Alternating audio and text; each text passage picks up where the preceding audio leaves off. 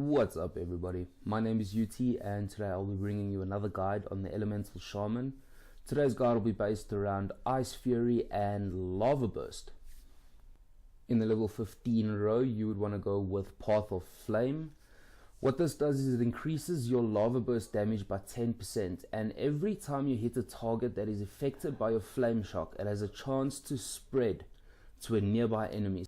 In the level 30 tier, it is Gust of Wind all the way, no questions asked.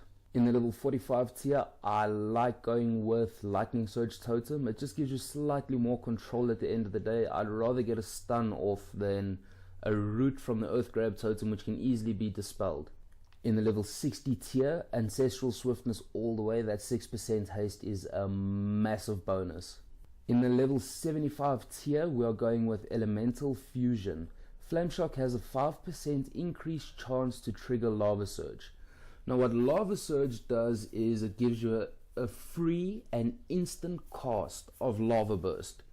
So if you have Flame Shock up on enough targets, you can essentially run around and just be popping Lava Burst over and over and over if you're getting the procs. In the level 90 tier, we are going with Echo the Elements. Lava Burst now has 2 charges.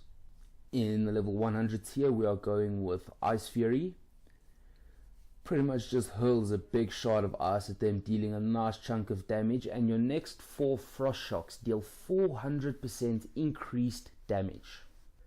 Taking a look at the honor talents, in the first tier, if you are an Orc, you want to be running Relentless. It helps with that reduced 20% duration on incoming crowd control. If you are not an Orc, I would recommend taking the Gladiator's Medallion. It just helps you out of sticky situations where you will end up dying if you don't pop it. In the next tier, another 6% haste. In the next tier, you want to be going with Sky Fury Totem. It summons a totem for 15 seconds that increases allies' critical strike chance by 20%.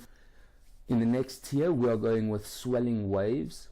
When you cast a Healing Surge on yourself, you are healed again for the same amount 3 seconds later.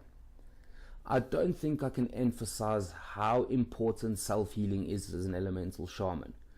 Without this talent, we would be a wet noodle in Battlegrounds. This talent allows us to be able to heal ourselves and keep on fighting without having to rely on a healer all the time. So this is most definitely your go-to talent in this tier. In the next row, we will be running Fire and Ice. The reason is Flame Shock and Frost Shock no longer consume additional Maelstrom. So you can be running around, you can dot up, if you're in Warsong Gulch, all 10 of the enemy targets without spending 1 Maelstrom, and it is full extended dots.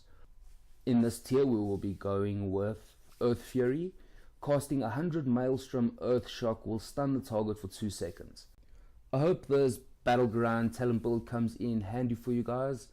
If you have any questions, feel free to throw them in the comments below.